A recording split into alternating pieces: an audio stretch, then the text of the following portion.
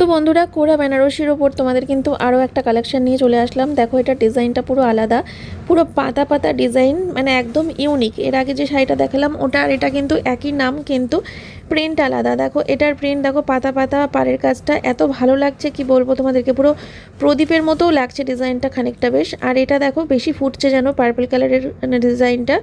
9851567307 এই হচ্ছে WhatsApp booking number. তোমরা এখানে স্ক্রিনশট নিয়ে হোয়াটসঅ্যাপে এসে বুকিং করো তাড়াতাড়ি করে।